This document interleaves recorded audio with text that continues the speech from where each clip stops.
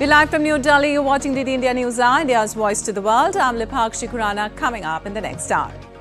Voters in 15 US states and 1 territory cast their ballots on Super Tuesday, the biggest voting day of the primary season. USA's Gaza ceasefire deal in exchange for the release of Israeli hostages in Hamas hands. Talks on ending Israel-Lebanon border fighting to begin in Ramadan.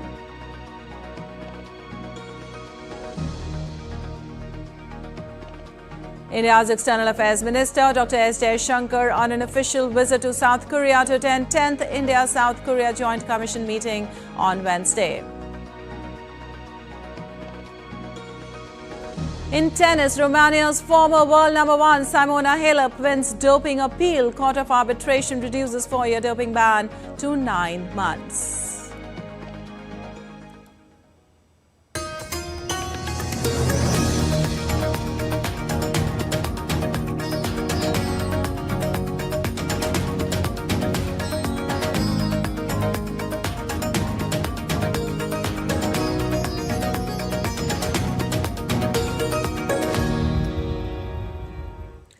And on to the details this hour. Former President Donald Trump won Virginia's Republican presidential nominating contest on Tuesday by defeating former UN Ambassador Nikki Haley. Polls have closed in Vermont and Virginia as ballot counting begins on key U.S. Election Day, Super Tuesday.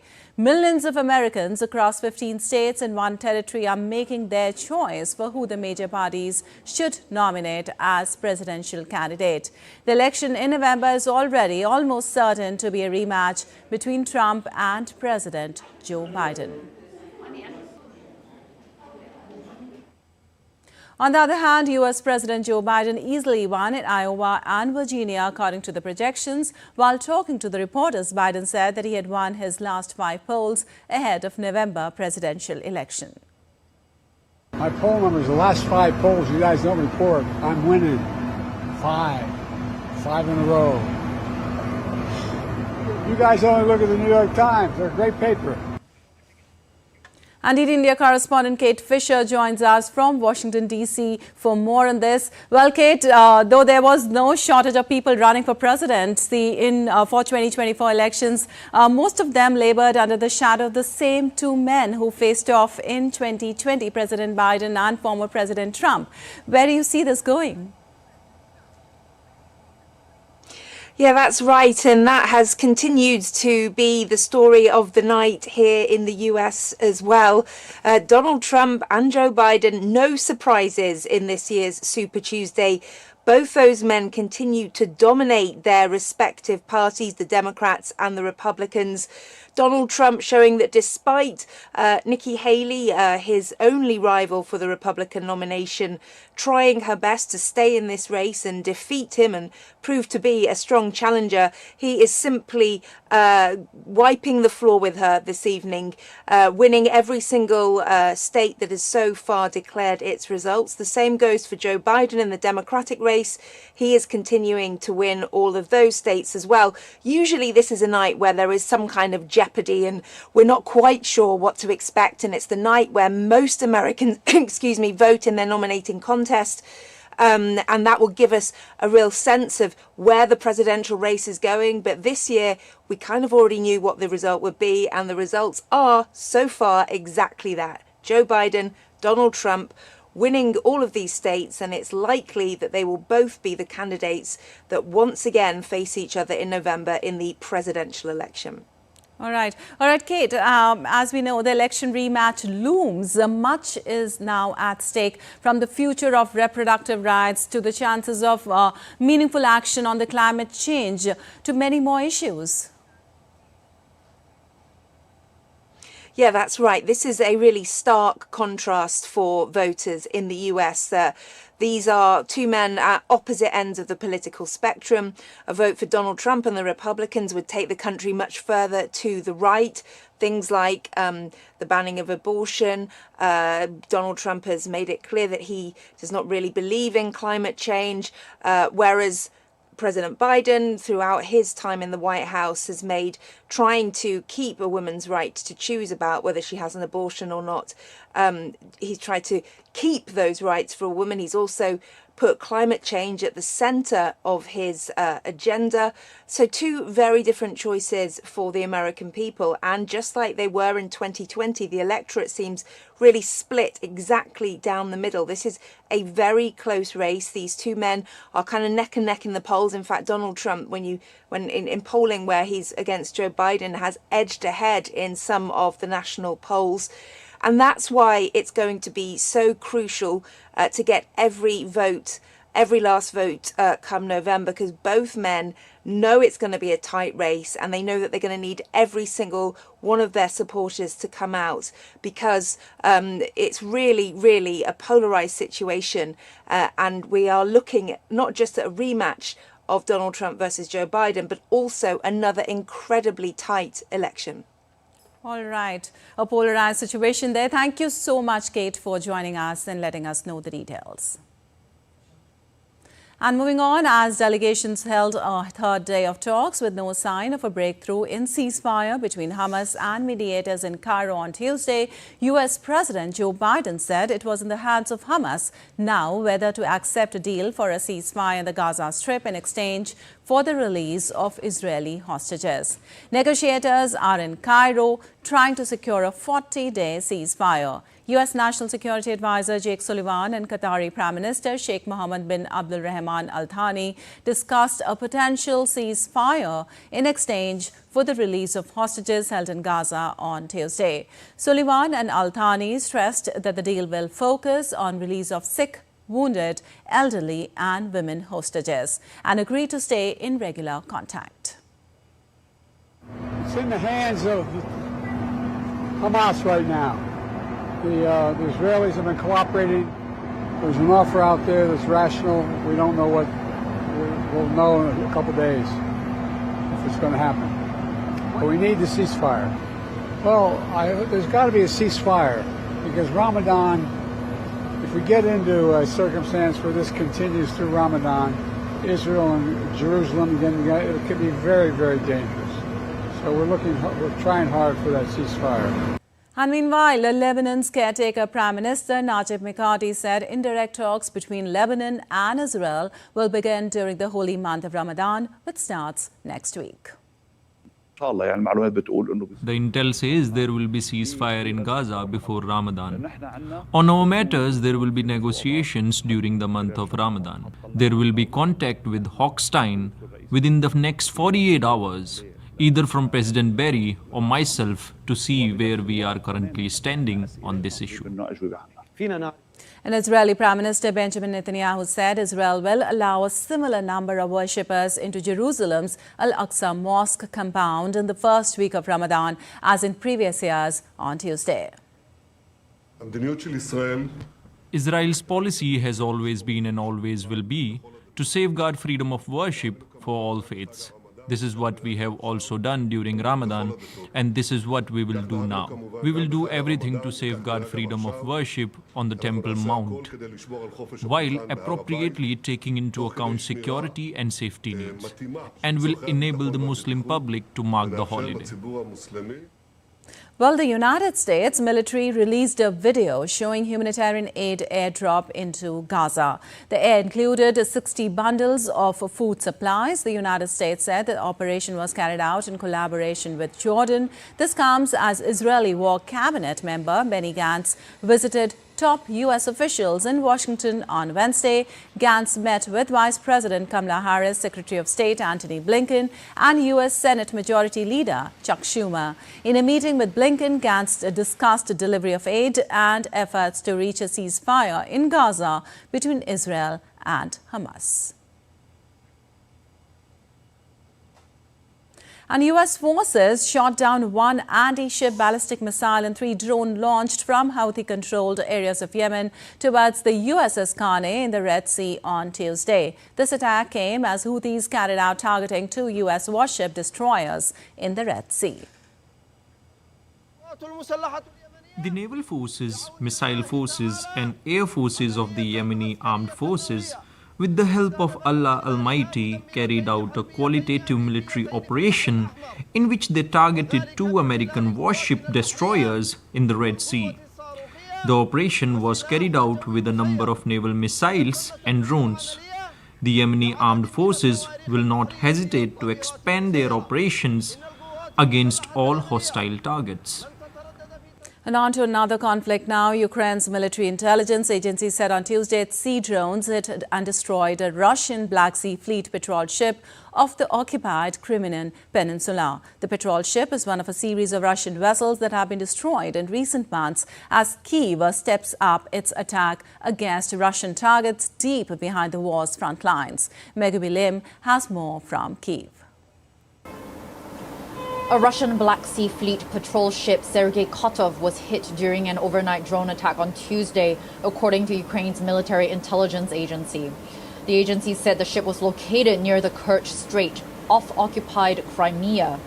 The attack was reportedly carried out by a special unit of the intelligence agency called Group 13, using domestically produced Magura V5 naval drones. Train traffic on the Kerch Bridge linking Russia to Crimea was temporarily stopped overnight after explosions were reported in the area. The military intelligence agency said the patrol ship, which costs about $65 million, suffered damages to its stern on its left and right sides. Some Russian military bloggers confirmed the claim, saying there were attempts to tow the damaged ship to port, which ultimately sank. According to the agency's preliminary findings, 7 Russian sailors were killed and 6 injured as a result of the attack. A Ukrainian media outlet, Ukrainska Pravda, citing unnamed sources, reported that a Russian transport and combat helicopter was also destroyed along with the vessel. And Ukraine's military intelligence spokesman Andriy Yusov said Russian forces had planned to deploy anti-aircraft missile systems to the patrol ship. Now, Sergei Kotov is one of a series of Russian vessels that have been hit in recent months. On February 14th, the Russian landing ship Fiser Kunikov was sunk in the Black Sea after it was hit by Ukrainian naval drones. Megumi Lim in Kyiv reporting for DD India.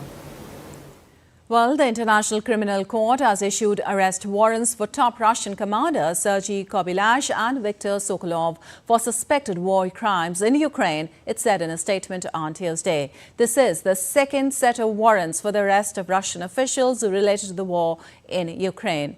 Kobylash, 58, was the commander of the so-called long-range aviation of the Russian Air Force at the time of the alleged crimes. Sokolov, 61, was an admiral in the Russian Navy who commanded the Black Sea Fleet during the period to which the charges relate, according to the ICC. Moscow denies war crimes in Ukraine and has dismissed previous ICC war crime arrest warrants as part of a biased Western campaign to discredit Russia.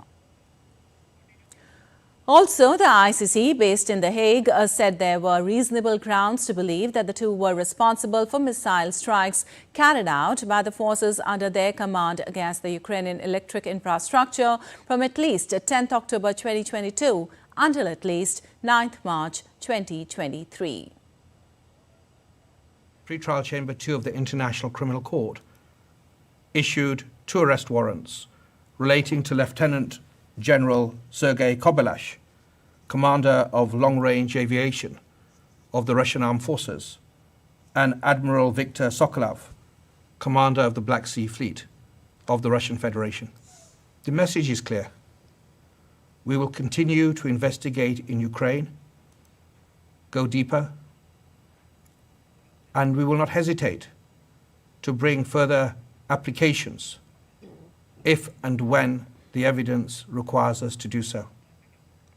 Also, Ukrainian President Volodymyr Zelensky on Tuesday welcomed the International Criminal Court's arrest warrants for top Russian commanders Sergei Kobylash and Viktor Sokolov for suspected war crimes in Ukraine.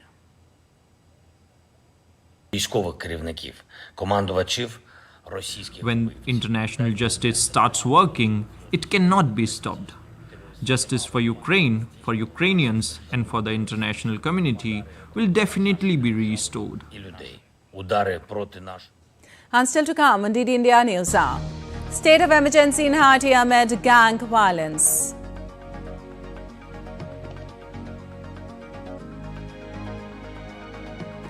Tensions escalates between China and the Philippines. The U.S. supports Philippines following China's provocative actions in South China Sea. And Out of the Brick exhibition showcases over 100 Lego creations in London as artists to reimagine world's famous art masterpieces using bricks.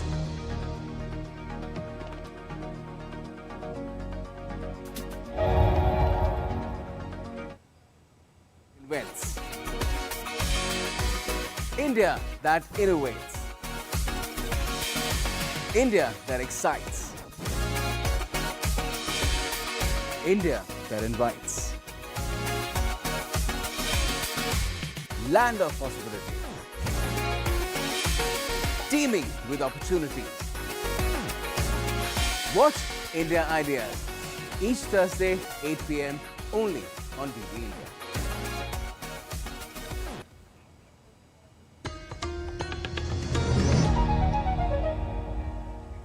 Welcome back. You're watching the India News. I'm Lipakshi Khurana, and moving on, NATO launched an exercise to defend its newly expanded Nordic territory with more than 20,000 of soldiers from over 30 nations take part in drills lasting nearly 2 weeks in the northern regions of Finland and Sweden. The purpose of the exercise is to strengthen the defense in the high north and reinforce troops in order to be capable of carrying out a defensive joint operation in Arctic conditions.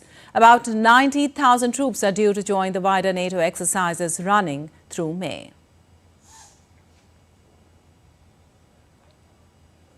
Well, China has toughened its stance on Taiwan, dropping the mention of peaceful reunification from Premier Li Qiang's government work report at the National People's Congress. The work report also mentions about China's long-term plan to support prosperity and stability in Hong Kong and Macau and resolutely opposes Taiwan independence, separatist activities and external interference on Taiwan.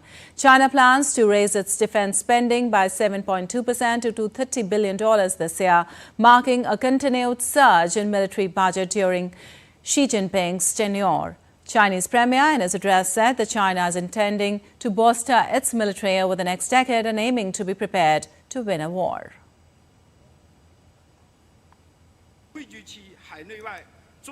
We will adhere to implementation of the Chinese Communist Party's overall policy for the new era on resolving the Taiwan question, stay committed to the One China principle and the 1992 consensus, and resolutely oppose separatist activities aimed at Taiwan independence and external interference. We will promote peaceful development of cross-strait relations and be firm in advancing the cause of China's reunification. By deepening integrated cross-strait development, we will improve the well-being of the compatriots on both sides of Taiwan Strait so that, together, we can realize the glorious cause of national rejuvenation. Meanwhile, tensions have escalated between China and the Philippines after the Philippines alleged that China's Coast Guard engaged in risky maneuvers, resulting in a collision between a Philippine Coast Guard ship and a Chinese vessel during a resupply mission for Philippine troops in the South China Sea. China's Coast Guard responded to the allegations, saying it took professional and restrained reasonable and lawful actions against Philippine vessels that unlawfully entered waters near the Second Thomas Shoal, a contested atoll in the South China Sea.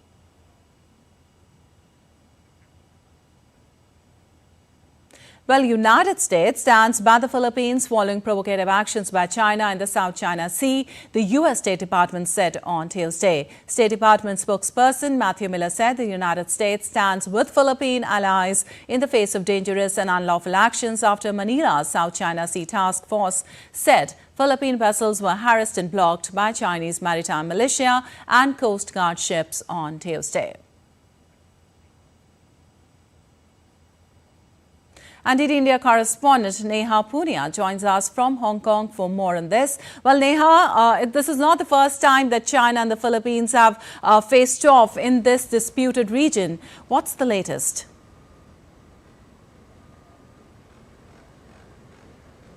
That's right. We've seen similar instances in the last few months as well, but in the latest confrontation, the Philippines is saying that 4 of its crew members sustained minor injuries when 2 Chinese Coast Guard vessels collided with its vessels, water cannoned them, and that move, it says, shattered a windshield. The Philippines is maintaining that this vessel that was attacked, along with one more that collided with a Chinese Coast Guard vessel, was on a routine resupply mission when this confrontation took place. Remember, the Philippines has troops stationed on a grounded Navy vessel in the Spratly Islands. This is a contested region in the South China Sea, which both countries stake claim to. But China's, of course, denied those allegations of harassment and threats being issued through these moves. It says it was forced to take control measures after a Philippines vessel, quote-unquote, illegally intruded into disputed waters. It's also claiming that this vessel was not on a routine resupply mission, but was instead carrying construction and building materials to that disputed region, a charge the Philippines has denied. All right. Also, this latest incident comes even as ASEAN countries are meeting in Australia, where there's been talk of finding ways to counter China's actions in the region.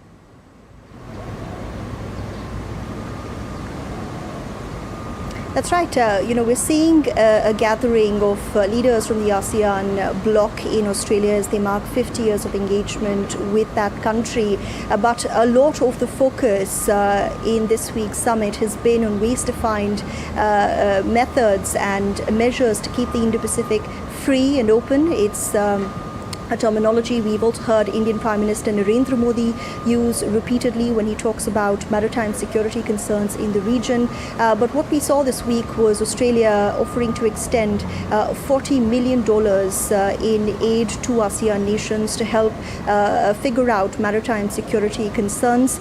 This is believed to be funding that will be used by this bloc to counter China's actions in the region. It also comes after the president of the Philippines told Australian lawmakers earlier in the week that his country would not yield a square inch in the South China Sea. A reference, experts say, was made towards China's actions there. Now, this is a region that sees a tremendous amount of global trade pass through it. It is a region that China stakes full claim to, despite legal experts saying there's no basis to that. It's also cutting into economic zones belonging to countries like the Philippines, Malaysia, and Vietnam, and also impacts countries like India and Australia, who also have a bulk of their trade passing through the South China Sea. But experts are also calling for abundant caution at a time like this, saying this conflict or this confrontation should not spread further.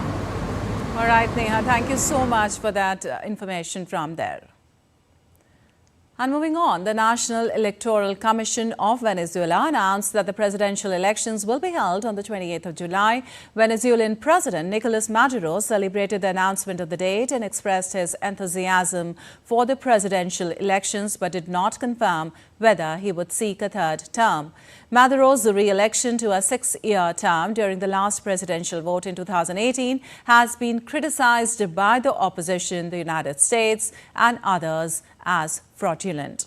Meanwhile, the head of the National Electoral Council said that uncertainty remains over who will be the opposition coalition's candidate, with President Nicolas Maduro expected to seek another term.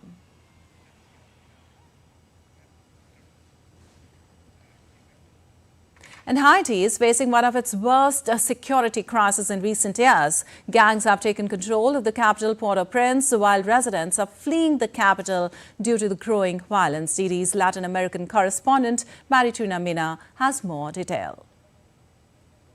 The state of emergency declared on Sunday in Haiti has not prevented an increase in violence. Armed gangs have attacked strategic locations such as the country's central bank and the airport. It's been reported that 80% of the capital, Port-au-Prince, is controlled by heavily armed civilians. The city is almost empty, with residents avoiding the streets. Last Saturday, gang members helped about 4,000 inmates escape from 2 jails, some of them accused of serious crimes, such as murders and kidnappings. Haiti has faced several years of turmoil, and it has worsened since the assassination of President Jovenel Moïse in 2021. Since then, the Prime Minister, Ariel Henry, has been ruling the country, but he's widely unpopular. This surge in violence comes as the Prime Minister traveled to Kenya to bring a UN-backed mission to strengthen Haiti's police forces.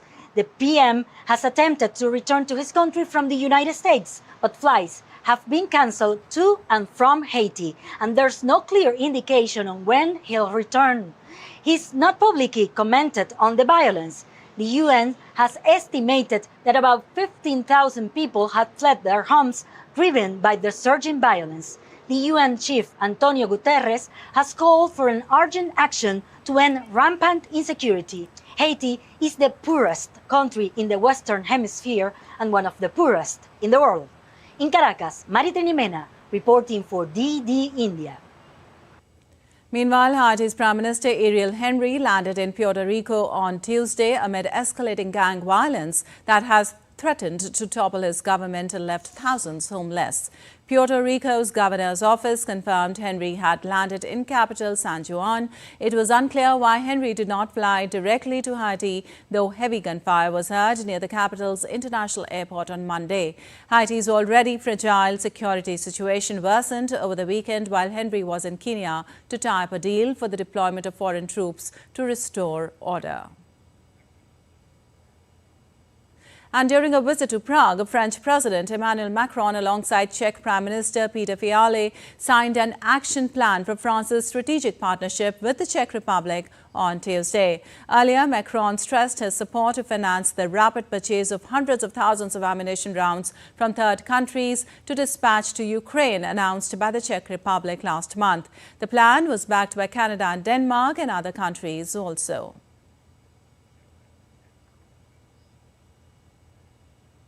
And now let's take a look at other stories making news around the world. Nicolas Gasquer celebrated his 10th anniversary at Louis Vuitton with fashion show that drew crowds to the Louvre Museum at nightfall in the last day of Paris Fashion Week. The fall collection resembled a 19th century French covered market in iron and glass with blinking tubes in the center. Over 100 Lego sculptures made with millions of bricks are being showcased at the Art of the Brick exhibition in London. Artist Nathan Sawaya spent nearly 20 years of his life gluing together tiny bricks to create reimagined versions of some of the world's most famous art masterpieces. Visitors to find original creations of dinosaur skeleton and torso in the exhibit. Heavy rain turned a local street in Wisconsin into a river. Flooding is one of the most common natural disasters in Wisconsin. The region has experienced a significant flood at least once every decade since 1880. The wet conditions are expected to last until the weekend. David Beckham attends premiere of Guy Ritchie's new TV show, The Gentleman in London. The former England footballer posed for photos with Raven Stone and shared a hug with Jason Statham at the premiere of the TV series. The Gentleman is due to hit streaming platform Netflix from the 7th of March. A defamation trial involving Polish film director Roman Polanski opened in Paris. Polanski is being sued for an defamation case in France. The 90-year-old director, who lives in Paris, did not show up for the hearing. And still to come on DD India News Hour. Prime Minister Modi to launch projects worth several crores, also to inaugurate Kolkata and Agra metro projects today.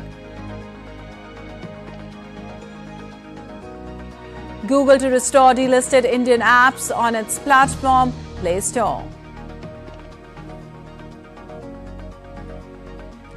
An Indian Defence Minister addresses first Naval Commanders Conference 2024 as Indian aircraft carriers showcase their ability.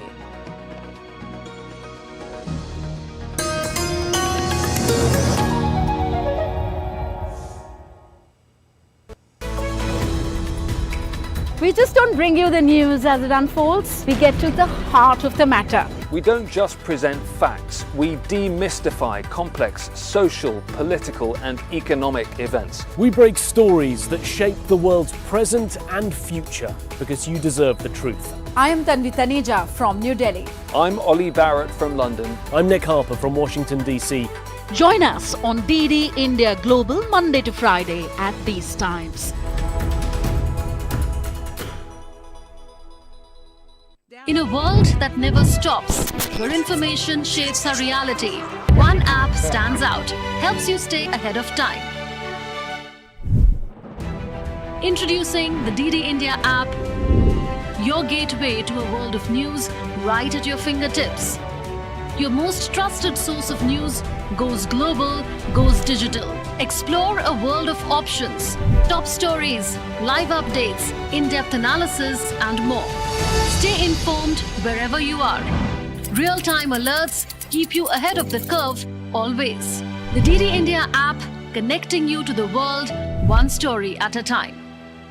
Download now and explore the world of knowledge, insights, and authentic information.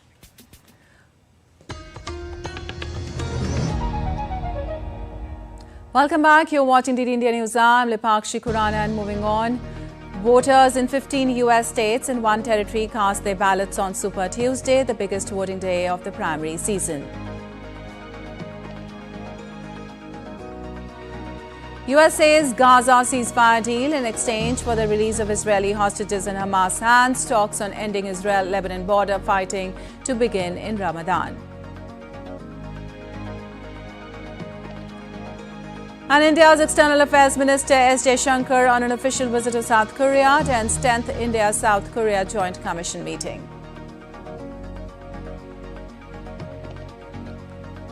In tennis, Romania's former world number one, Simona Halep, wins doping appeal. Court of Arbitration reduces 4-year doping ban to 9 months.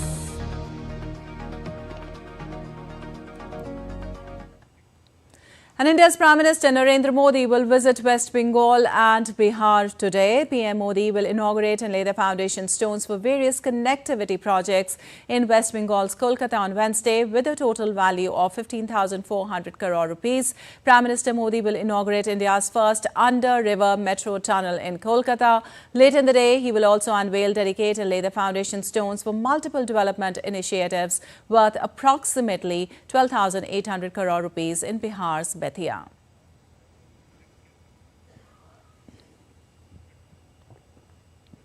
And India's External Affairs Minister Dr. S. Jaishankar is in Seoul on the first leg of his 4-day visit to South Korea and Japan. Jaishankar delivered the opening remarks at the 10th India-South Korea Joint Commission meeting today. Saknik Chakrabarti tells us more on this. India's External Affairs Minister Dr. S. Jaishankar on an official visit to South Korea spoke at the Korea National Diplomatic Academy on broadening horizons, India-Korea partnership in the Indo-Pacific. Dr. Jaishankar highlighted that India-Korea partnership is significant, but even more so when we consider its impact on the Indo-Pacific. India's stakes in terms of trade, investments, services, resources, logistics and technology in the Indo-Pacific are growing by the day. Ensuring the stability, safety and security of this region is therefore vital for us. India-ROK partnership is significant, but even more so when we look at its impact on the Indo-Pacific.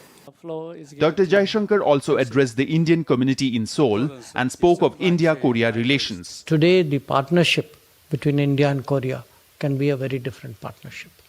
A partnership which will be much more useful, much more important, and of a much higher level for both countries. When we speak today about telecommunications or semiconductors or renewables or electric mobility or green technology, there are really today big capabilities being built in India. Those capabilities today actually give us the ability to forge partnerships. Earlier in the day, Dr. S. Jaishankar held a meeting with Prime Minister of South Korea, Han Duck-soo, in Seoul. Dr. Jaishankar appreciated South Korean Prime Minister's positive sentiments for the ties between the two countries. He also met South Korea's Trade, Industry and Energy Minister, An Dak-jeon, in Seoul. The two leaders held wide-ranging conversation on trade and economic cooperation. Dr. S. Jaishankar held discussions with think tank representatives of the Republic of Korea, highlighting increased exchanges as convergences between the two countries continue to grow. With Bureau Inputs, Saknik Chakrabarti reporting for DD India. And DD India correspondent Chris Gilbert joins us for more from Tokyo. Well, Chris, Dr. Jaishankar said Indo-Korea partnership is a significant factor in the Indo-Pacific and beyond. What is the outlook for ties with South Korea based on what the minister has said so far? Oh, that was a very thorough report that really outlined the sentiments from Dr. S. Jaishankar throughout his trip to Seoul. He says that they're absolutely vital. He says that the stakes for trade between the two countries, cooperation between the two countries is growing by the day, and that he would like to see South Korea play a larger role or an expanding role in the region, referring specifically to the IPOI, that's the Indo-Pacific Oceans Initiative, a defense-focused initiative which has the participation of Vietnam, the Philippines, Australia, amongst other countries already, but it also focuses on risk management, disaster response, and ecology as well. And he would like to see South Korea play a larger role inside that framework. He says that securing trade routes, in particular through the naval passengers around India, around South Korea, particularly with military buildups that are happening in the South China Sea, is very, very vital. And that's a direct quote. Very, very vital. And so that is the summary, I guess you could say, of the last couple of days of the visit in Seoul. And the sentiment is one of a strong foundation that both parties are looking to build and expand on. All right. Also, the External Affairs Minister is set to head to Japan later today. What is the schedule like for the rest of the trip?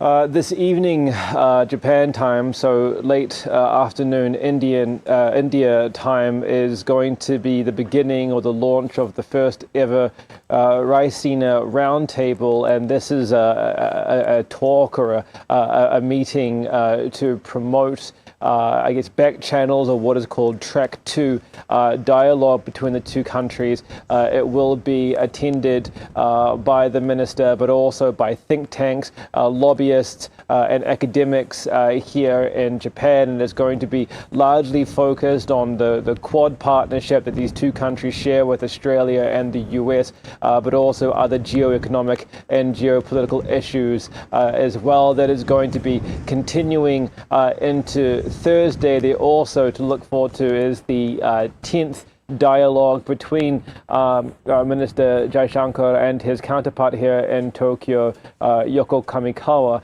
Again, it's a very similar theme to South Korea, with India looking, first of all, complementing both countries on the platform that they have laid through investment and through defense cooperation, joint military exercises, multilateral military exercises, and now looking for new avenues to expand upon that foundation. And that is what Dr. S. Jaishankar has referred to, expanding on the foundational platform that these countries have built already in terms of economic cooperation, military cooperation, response to climate change. As they say, it's going to be the full gamut of issues that these two parties are going to discuss here in Tokyo. All right, a full gamut of issues there. Thank you so much, Chris, for giving us that update from there. And moving on, Indian Defence Minister Rajnath Singh embarked at sea on Tuesday to witness the Indian Navy's ability to conduct twin carrier operations. The demonstration was held as part of the first edition of the Naval Commanders Conference, which is being held in hybrid form. During the inaugural session, both the aircraft carriers showcased their ability to safeguard India's maritime interest.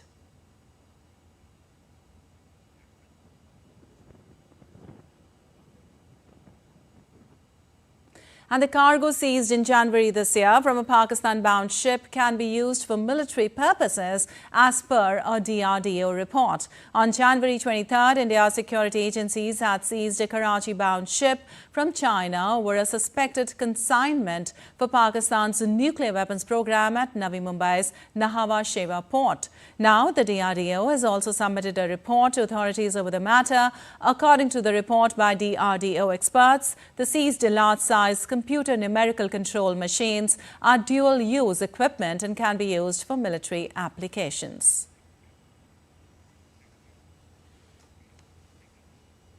Well, IT capital of India, Bengaluru, is grappling with one of the worst water crises in its history. With approaching summer, the crisis is expected to worsen, and people queuing up for water is a common sight, be it posh urban gated communities or the low-income areas of city. There is a frantic panic for drinking water supply. Water crisis in Bengaluru is seen every summer owing to depletion of Kaveri River water level. But this year, the crisis has deepened as over 50% bore wells are completely dried up. Queues like these are a common sight in every street. Even the posh gated communities are facing severe crisis, as even the bottled water supply has also been severely hit. The water crisis problem is real in Bangalore because, even tankers are not available, even though they are pre-booked and the advance payments are made. The society managements are trying from various sources to procure a tanker, but it's not available. The government did not put together a metropolitan planning committee, which was supposed to be the planning authority for the city. The outcome is that we've had unplanned development. We haven't factored for the resources we have, and we haven't provided the resources for the kind of growth that we've had. There's a complete mismatch, and also this unplanned development leading to a whole lot of lawlessness. The water tankers supply water supply to the societies are fleecing the residents, and hence government has warned and decided to take over the water tanks and fix a common rate for the tankers. The city needs at least 1,680 MLD more to meet its water needs. There are about 14,700 bore wells in Bengaluru and 6,997 have dried up, whereas around 7,784 are working, said Karnataka Deputy Chief Minister D.K. Shivkumar. Very, very, very seriously looking at it. I had a meeting with all the officials. We are taking over all the tanks. We are identifying the points where water is available. 270 taluks have been tried. More than 3,000 borewells have been tried in Bangalore. We are just looking at whatever the water is coming from Kaveri, it is coming. The fifth stage will be completed only by December. By May end. May end it will be completed. We are at it. We will see that we provide water to very reasonable rate to all the people. The government has said rupees 556 crores have been allocated for water supply and also called for measures to recycle and water harvesting for conservation of water. But till then, in Bangalore, people continue to sweat and frown over a glass of drinking water. Aisha Khanam, Bangalore, DD India. Well, let's take a look at other stories making news today now. A team of Election Commission of India officials led by Deputy Election Commissioner Hirdesh Kumar held a series of meetings to review the poll preparedness ahead of the general elections in India. The ECI team met with the Chief Secretary to the Government of Assam and representatives of various central enforcement agencies in a series of meetings held at Janata Bhavan in Dispur of India's Assam. Technology conglomerate Google has agreed to restore all the recently delisted Indian apps from its platform Play Store. India's IT minister informs the media after having a meeting with representatives from Google and the affected app developers over the issue. Google had recently delisted over 100 apps by prominent Indian tech companies over non-compliance issues. India's Anti-Money Laundering Agency Enforcement Directorate has provisionally attached movable and immovable assets worth around 130 million rupees in the ongoing investigations against former TMC leader Shah Jahan Sheikh and others. ED initiated investigation on the basis of multiple FIRs registered by the police under various sections of the Indian Penal Code Act and Arms Act against the former TMC leader.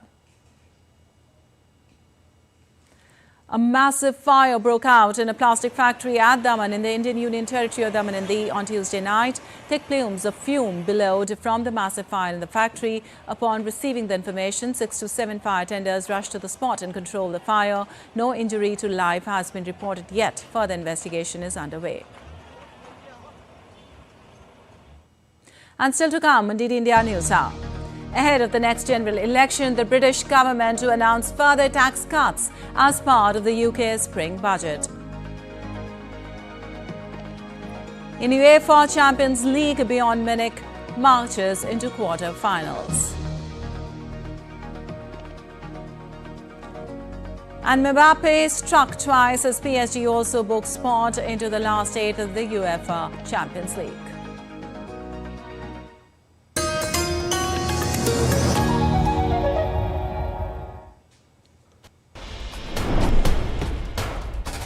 Wherever news breaks, whatever it takes. Connecting corners, cutting across continents. Stories that matter from across the globe. Accurate, authentic journalism that serves you right. From politics to glamour, from sports to world affairs, with a fusion of aesthetics and substance. Introducing news in a new avatar. Experience the world through a new lens. Stay tuned to DD India for an exciting journey beyond borders.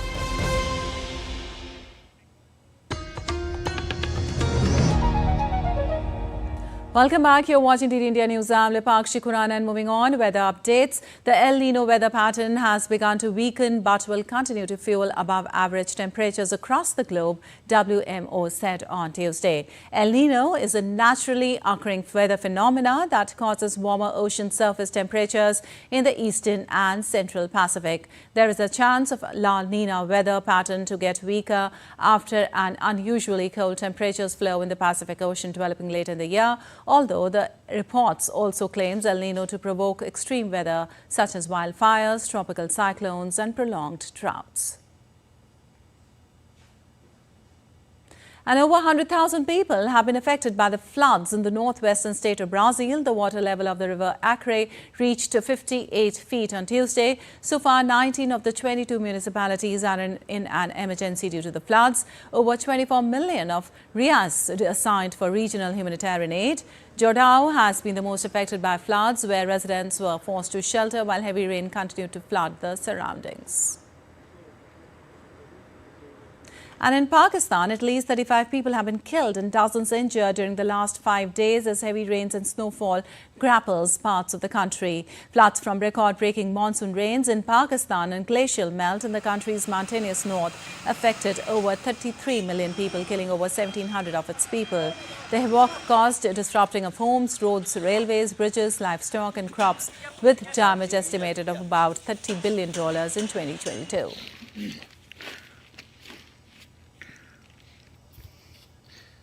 And in business update, in the Wall Street, stocks closed sharply lower on Tuesday, while gold touched all-time highs as market participants eyed up upcoming economic data and central bank actions.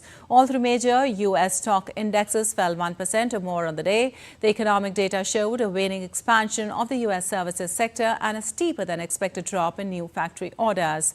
The European stocks also ended lower after moves by China to stimulate its economy failed to impress investors. The Pan-European stock 600 shed almost 0.3%. The investors are cautious ahead of the policy decision from the European Central Bank. The interest rate decision of European Central Bank is scheduled for Thursday, while Eurozone retail sales and gross domestic product reports are due this week. And the British government is poised to announce further tax cuts on Wednesday as part of the UK spring budget. It's one option for a Conservative government looking to boost its popularity ahead of the next general election. But many economic institutions say they have already gone too far slashing taxes. Stuart Smith reports for more from London. The Exchequer made $25 billion of tax cuts for working people and businesses, which he hailed as a great way to reduce the cost of living and boost growth. An autumn statement for a country that has turned a corner, an autumn statement for growth, which I commend to the House. But it sparked a warning from the International Monetary Fund. The UN body said cutting taxes, while the UK already wrestles with underfunded services, was not a good idea. Other economists made similar warnings. I think you can see why the UK government will be under pressure to cut taxes. It's increased them a lot since 2019. It looks like a record-breaking Parliament in terms of tax rises, and it's pushing the tax burden in the UK up to levels we've not seen here before. So tax cuts would be nice to have, and they certainly can help boost growth. The problem is that tax cuts generally involve you getting less revenue, even if they do boost growth, and therefore they will require spending cuts to pay for them. The IMF warns that lost revenue would be better retained and spent on some of the UK's most cash-strapped institutions, like hospitals and schools. It also suggests that money could be put to good use investing in ailing infrastructure and the climate transition. But bearing the brunt of cuts over the last decade has been local councils, half of whom said last week they're on track to go bankrupt within 5 years without serious funding reform. A third say they'll cut funding to parks and leisure. Another third say they'll have to cut spending on arts and culture. What the Chancellor announces on Wednesday, though, may be moot. The government might only have months left in power. The history of UK elections shows us that we certainly shouldn't be surprised if the first 12 months after election sees pretty big tax rises, and quite often tax rises that we didn't hear about in the winning party's manifesto. But the opposition Labour Party has largely kept its options open for now as to how it would budget the economy, though it may have to avoid traps left by the outgoing government. Its campaign so far promises more investment and better funded public services, like the IMF recommends. But the question of specifically which taxes will pay for that isn't yet public. Stuart Smith in London, reporting for DD India. Well, you're watching DD India News Hour. Time now for some sports news. Former Wimbledon and French Open champion Simona Halep on Tuesday won doping appeal after the top court for global sport, the Court of Arbitration for Sport, cut short her 4-year doping ban to 9 months, a ruling that represents a major victory for the Romanian former world number 1. Halep has been provisionally suspended since October 2022 after testing positive for roxadustat, a banned drug that stimulates the production of red blood cells, at the US Open that year. An independent tribunal accepted Halep's argument that she had taken contaminated supplements, but said the volume she ingested could not have resulted in the concentration of roxadustat found in a positive sample. And in soccer, German club Bayern Munich on Tuesday marched into the quarter-finals of the UEFA Champions League after top scorer Harry Kane struck once in either half to steer the Germans to a 3-0 win over Lazio with a 3-1 aggregate victory, reigniting title hopes among their fans. Kane headed in for the lead in the 38th minute to cancel out the Lazio's first leg 1-0 advantage, and then tapped in their third goal on the rebound in the 66th after Thomas Müller's first half stopping time effort had made it 2-0. The win provides instant relief for coach Thomas Tuchel and his team that had won just one of the last 5 matches in all competitions prior to Tuesday and are currently 10 points off the top in the Bundesliga. And in another last 16 clash second leg, Paris Saint-Germain's Kylian Mbappe scored twice to lead them into the Champions League quarter-finals with a comfortable 2-1 win away to Real Sociedad that wrapped up a 4-1 aggregate victory. Bidding to win their first Champions League title, a disciplined PSG made the most of their chances from counter-attacks with a lightning-fast Mbappe and a constant menace. His brace meant he has now scored 11 of PSG's last 15 Champions League knockout goals after a remarkable group stage when they went unbeaten to finish ahead of the last year's finalist Inter Milan in Group D, La Liga side Real Sociedad, who are struggling with injuries and have won one of their last 10 matches in all competitions, ran out of steam. All right, that's all for this edition of DD India News Hour. But let us know your thoughts on the news of the day. You can connect with us on Facebook, X, formerly known as Twitter and Instagram. We'll be back with more news as it breaks here on DD India. I'm Lipakshi Khurana from all of us here in Delhi. Thanks for watching DD India News Hour.